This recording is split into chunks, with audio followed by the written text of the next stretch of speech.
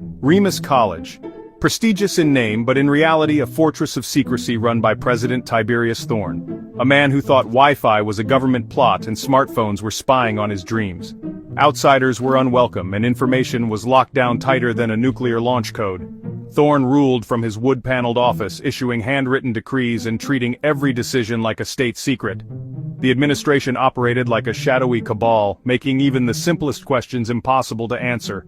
Students quickly learned that the real skill at Remus was navigating the president's paranoia, not academic excellence. The college was less an institution of learning and more a surreal sitcom, with Thorne's technophobia infecting every corner. And just when it seemed it couldn't get stranger, it did. At Remus, academic standards were a joke. Grades weren't earned. They were negotiated through elaborate sob stories. Students discovered that a creative excuse was more valuable than any study session. Professors were pressured to pass everyone, no matter how flimsy the reason. The best students weren't the brightest, but the best storytellers. Academic rigor vanished, replaced by a culture where deadlines were optional and personal responsibility was a foreign concept. Diplomas became little more than proof of creative excuse-making. Remus was churning out graduates unprepared for reality, blissfully unaware of the disaster looming ahead. The easy ride was about to end. Faculty at Remus were reduced to emotional support staff, their expertise ignored and their authority stripped away. Morale plummeted as professors were told to pass students or face consequences. The best educators fled, replaced by desperate newcomers or those naive enough to think they could fix the system. Departments became hollow shells, and collegiality gave way to suspicion and resentment. Job security was a joke. One day you were a chair, the next you were in a storage closet. The president's secretive rule turned the college into a toxic, crumbling mess. The foundations were rotting and collapse was inevitable. The end was near. The downfall began not with a bang, but with a senior administrator's abrupt resignation, a metaphorical fart that broke the spell. Suddenly everyone saw the emperor had no clothes, and the exodus began.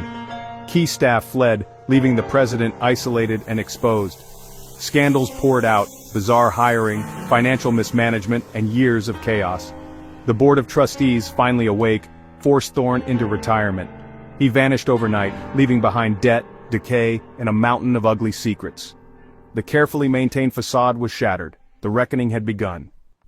With Thorne gone, the college's dirty laundry spilled out. Nepotism was rampant. Unqualified relatives and friends filled key roles, running departments into the ground. The IT department was run by a golf buddy, campus security by a pet groomer. Consultants, often friends of Thorne, were paid exorbitant fees for trivial tasks, masking personal expenses. College funds were funneled into private pockets while academics suffered. The institution was hollowed out by greed and cronyism. Every dollar wasted was a dollar stolen from students and faculty. The true scale of the damage was only just coming to light. Remus was a case study in self-destruction. Auditors revealed Remus was drowning in debt. The interim administration launched a desperate fire sale. Programs slashed, assets sold, even the president's luxury car auctioned off. Beloved departments vanished overnight. Faculty and staff were laid off en masse. The campus became a ghost town, its community shattered. Even with drastic cuts, the debt was overwhelming. The college's reputation was in ruins, scaring away new students. Applications plummeted, trapping Remus in a vicious cycle. The institution teetered on the brink of collapse, a legacy destroyed by greed and incompetence. Enter Dr. Evelyn Reed, the new president, greeted with wary hope. She promised transparency and shared governance, revealing the full extent of the disaster. But talk was cheap, and trust was in short supply. The challenges were immense: rebuilding trust, restoring academic integrity, and convincing students Remus was worth saving. Reed faced a Herculean task, reviving a college on life support. Could she pull off a miracle, or was Remus doomed to become a cautionary tale? The future was uncertain, the wounds ran deep. July 28, 2025. Remus College stands at a crossroads. Will this be a comeback story or the final act? Only time will tell.